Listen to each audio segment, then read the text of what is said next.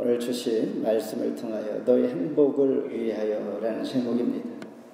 온타리오 주는 연말에 너의 행복을 위하여 사생활 보호를 위해서 운전 면허증과 의료 보험증 등등 관련 서비스를 위해서 디지털 신분증으로 교체한다고 합니다. 점차적으로 온라인 시대가 되어가고 있는 것을 느끼면서 이 모든 시스템은 우리 각자의 사생활, 개인의 건강과 사회를, 국가를 지키는 그러한 장치, 그러한 방법으로 우리가 그런 상황 가운데 새로운 시대를 맞이하게 되는 것 같습니다. 누가복음 15장에 보면 돌아온 탕자의 이야기가 있습니다. 여기에서 돌아온 탕자는 왜 아버지께 다시 돌아올까? 엉뚱한 질문도 할 수가 있습니다. 그의 소망은 이미 받았던 분깃, 다시 더 많은 분깃을 받기 위하여 아버지께 오는 거 아닌가? 사실 다시 돌아오면 신분이 회복되어지고 당연히 받게 될 것입니다. 그런데 돌아오는 목적은 그게 아니고 오직 부모님과 동거하는 것입니다. 그가 나가 보니까 별것 없고 다 잃고 망가진 인생을 바라볼 때에 그의 아버지 품이 그렇게 좋은 줄을 깨닫고 돌아오는 것입니다. 이것을 우리는 임마누엘 행복이라고 합니다. 하나님과 함께 하시는 것. 오늘 건강한 모습으로 이 복된 날을 기억하여서 하나님 앞에 예배할 수 있는 곳, 장소, 그 마음, 상황, 모든 조건들이 하나님을 예배할 수 있는 나로 불러주신 것, 이것이 진정한 행복이다라는 말입니다. 행복에는 4차원의 행복이 있다고 합니다. 1차원은 아름다운 색깔과 향기를 맡을 때에 내 마음 가운데 열려지는 1차적인 행복. 2차적인 행복은 여행도 재산도 지식도 아닌 자기가 사랑하는 사람과 함께하는 그 순간, 그 시간들, 이것이 2차 원적인 행복이라고 합니다. 3차원의 행복은 이웃을 위하여 봉사와 헌신할 때입니다. 물론 정도에 따라 다르겠지만은 그런 마음을 주신 것, 주 안에서의 헌신된 나의 것을 하나님 앞에 높여드리는 그런 마음으로 헌신할 때의 행복. 마지막으로 4차원적인 행복은 무엇인가? 하나님의 은혜를 깨달을 때입니다. 우리는 보통 은혜를 깨달을 때 느끼지 못하지만 처음 하나님의 은혜를 깨달을 때 눈물과 콧물과 나의 모든 것을 두루하고 하나님의 그 은혜가 만난 기쁨이 이루 말할 수 없는 그 순간이 있었습니다. 그 은혜의 시간이 4차원적인 행복이다라는 말입니다. 오늘 본문에서도 너의 행복을 위하여 모세는 3가지를 당부합니다. 너의 여호와를 경외하며 명령과 규례를 지키며 마음의 할례를 행할 것이니라. 3가지를 당부할 때 말씀 가운데 함께 은혜의 시간 되기를 바랍니다. 먼저 너의 여호와를 경외하라. 12절 함께 봉독합니다. 시작. 이스라엘아, 너희 하나님 여호와께서 너에게 요구하시는 것이 무엇이냐? 곧 너희 하나님 여호와를 경외하여 그의 모든 도를 행하고 그를 사랑하며 마음을 다하고 뜻을 다하여 너희 하나님 여호와를 섬기고. 주님 오시기 1350년 전에 사사기 17장에 보면 미가의 집 이야기가 있습니다. 그때는 풍요한 시대였습니다. 그 시대의 어머니는 은 1100세겔을 가지고 있다가 잃었습니다. 여기서 1100세겔은 1년 동안 하나님의 일을 섬기며 제사할 수 있는 제사장의 고용비가 1100이었다고 합니다. 여기서 말하고 싶은 것이 어떤 의미인지 우리는 여기에서 힌트를 얻게 됩니다. 그래서 이 어머니는 1100은세겔을 잃고 내 돈을 가져간 자 향하여 누군지는 모르겠지만 저주하게 됩니다. 화가 났겠죠. 그런데 그 후에 바로 자기 아들이 이실직고를 합니다. 아들이 훔쳐간 것이죠. 이 말을 듣고 어머니는 자기 자식을 저주할 수는 없으니 갑자기 마음이 돌변하여서 그래, 너희가 가져갔다면 내가 이 돈을 너를 위해서 사용하고 너에게 복 받기를 내가 원하여 1100세겔을 은장색이라는 것은 은을 만드는 재련하는 사람을 말합니다. 그 사람에게 주어서 신상을 내가 만들어서 너를 위하여 복을 빌겠다라는 것입니다. 얼마나 엉뚱한 일을 하고 있습니까? 1년 제사장의 고용비를 대신 신상을 만들어서 아들의 복을 빌어주겠다 하는 것. 이 말은 다른 말로 하나님을 경외하지 않고 하나님의 말씀에 기준이 없는 시대 그런 사람들에게 일어나는 자기 생각대로 살아가는 이런 모습을 풍자하며 우리에게 보여주고 있는 것입니다. 여호와를 경외한다는 말은 무엇인가? 착 달라붙다, 심서 쫓아가다라는 의미를 가지고 있습니다. 그래서 지금 읽은 12절에서 도를 행하고 하나님께서 가르쳐준 방법대로 살아가는 것입니다. 하나님을 삶에서 우선순위에 두는 것이다라는 것입니다.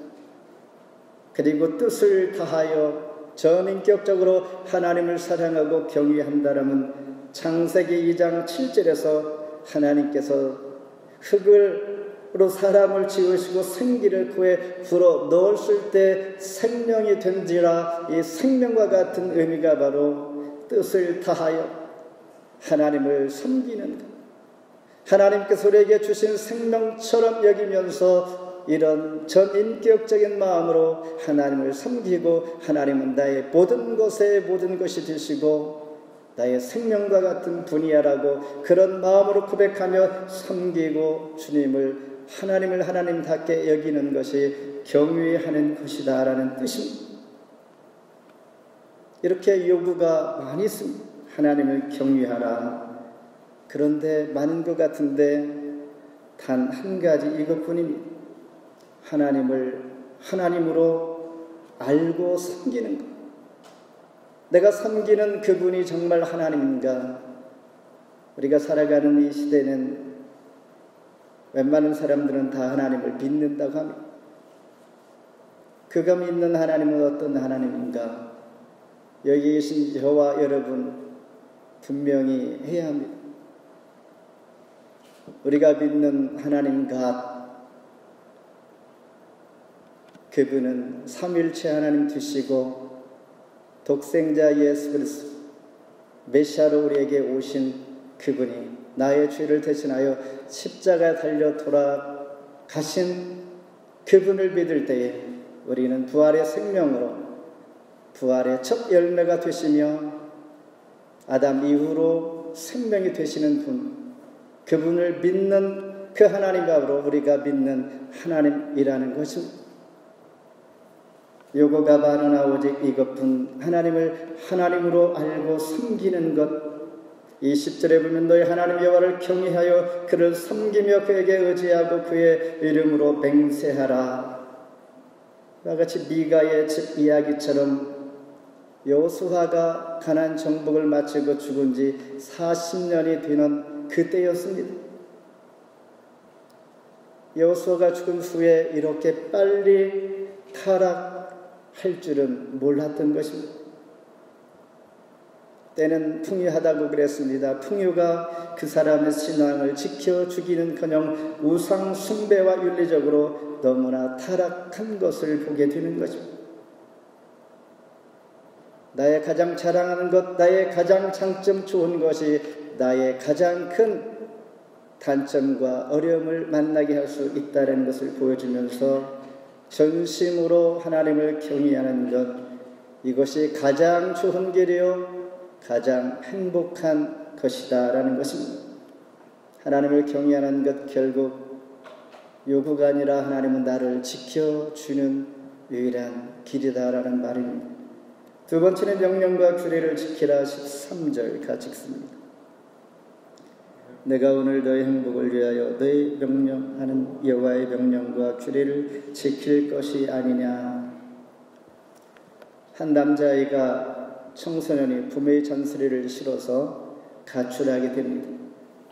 부모는 이번 기회를 통하여 이 아들을 바로 깨닫고 바로 잡기 위하여 정한 것이 자기 집 비번을 바꾸는 것이었습니다. 자기 집을 들을 수 있는 패스워드를 바꿨다는 것이죠. 어느 날 아들이 집에 돌아옵니다. 회개하고 돌이키면서. 그런데 집에 돌아왔는데 비번이 바뀌어 문이 열리지 않는 것입니다. 이 아들이 생각하기를 정말 나는 버린 자식이구나. 다시 그는 마음을 내려놓았습니다. 그러면서 그는 비행 청소년이 됩니다. 이것을 우리는 동상이몽이라고 합니다. 부모의 마음, 아들의 마음, 각자의 다시 돌이키고 바로 살겠다고 하는 그 아들의 마음과 부모는 바로 깨닫기를 원하여 행한 이 일이 바로 더 나쁘게 되었다라는 것입니다. 동상이몽의 가출이 된 것이죠. 이처럼 하나님께서는 명령과 규례를 지킬 것을 말씀하시는 것처럼 이 학생의 어머니가 잔소리가 많은 것처럼 하나님은 마치 우리를 그렇게 말씀하시는 것 같습니다. 이 말은 이 당시에 하나님의 백성들이 하나님 말씀을 지키지 않는다라는 것입니다. 신앙생활에서 가장 중요한 것 무엇인가? 하나님이 나에게는 어떤 분인가라는 것입니다. 여러분에게 있어서 하나님은 어떤 분입니까? 여러분의 가정과 여러분이 믿는 하나님은 여러분에게 어떠한 존재로 여러분이 대하고 찾고 또한 생각하고 있는가? 하나님을 바로 이해하고 체험한 자는 하나님이 나에게 요구하는 많은 규례가 있을지라도 결코 나를 자유를 저해하거나 나를 엉배거나 나를 불편하게 하는 그 하나님이 아니다라는 것을 우리는 잘 알게 됩니다. 하나님께서 말씀하실 때마다 오 하나님의 말씀은 나의 축복의 방편이요 라고 이해가 될 때인 것입니다. 그분은 하나님을 바로 알고 이해하고 있는 것입니다. 고린도전서 10장 31절에 그런즉 너희가 먹든지 마시든지 무엇을 하든지 다 하나님의 영광을 위하여 하라 말씀하십니다. 학생의 엄마가 잔소리하는 것처럼 신명기, 출애굽기, 민수기를 보면 무수히 많은 잔소리꾼처럼 보여집니다. 잔소리꾼 부모와 같은 하나님 아버지를 우리가 만나게 된다는 것입니다. 수없이 반복되는 이 말씀, 이 메시지는 모세를 통하여 하나님께서 가나안 땅에 들어가면 너희들의 축복된 삶을 약속할 수 있는 것 유일하게 내 말씀, 내 명령, 규례와 명령을 지켜가는 것이다라고 반복하여 말씀하신다는 것은 너희들이 잊기가 쉽고 또한 우상을 섬길 가능성이 많고 사람은 약한 존재인 걸 하나님 너무나 잘 알기 때문이었습니다. 그런데 어떻게 되었는가? 실제 가나안 땅에 들어가서는 그들은 쉽게 하나님 잊어버리고 우상을 섬기게 되면서 불행했던 과거의 모습을 다시 재현하고 반복된 이 삶을 살아가고 있었던 것입니다. 마가복음 4장에 보면 예수님이 제자들과 함께 배를 타고 건너편으로 갈 때 풍랑이 있어 풍랑을 맞게 됩니다. 제자들이 말하기를 예수님 우리가 죽게 되었는데 내버려 두십니까? 풍랑을 잠재워 주시고 우리를 안전하게 해 주시옵소서 할 때 주님께서 위로는커녕 너희가 어찌 믿음이 없느냐 말씀하실 때 무엇을 의미하는가? 너희들이 과거의 모습 믿음의 모습을 다시 한번 보이기를 원하였으나 여전히 그 태도가 그 모습이 여전하므로 하나님은 그들에게 꾸짖고 그래도 제자인데 풍랑을 잠재워 주시는 것입니다. 사도 바울은 고린도서 12장 9절에 내 은혜가 내게 족하고 능력이 약한 데서 온전하여 줍니다. 내가 무엇인가 된 듯 하면 넘어질까 주의하라는 것처럼 나의 가장 약한 부분이었 되돌아보면 약한 것 때문에 내가 교만하지 아니하고 내 자신을 늘 지켜가면서 조심스럽게 하나님 앞에 가까이 나아갔던 이런 기억들이 있습니다. 이와 같이 그리스도인은 어떻게 살아야 하는지 귀에 못 박히도록 들을 때 어떤 마음으로 우리는 들려지는가 잘 들리지 않을 때는 하나님은 그래도 다시 한번 시도하여서 주께 도움을 구하라. 그리하면 후히 주시는 하나님이신 것을 알게 하십니다. 마지막으로 마음의 할례를 행하라. 16절 함께 읽겠습니다. 그러므로 너희는 마음의 할례를 행하고 다시는 목을 곧게 하지 말라. 할례의 최초의 이야기는 창세기 17장에서 나옵니다. 아브라함의 나이가 99세가 되었을 때였습니다.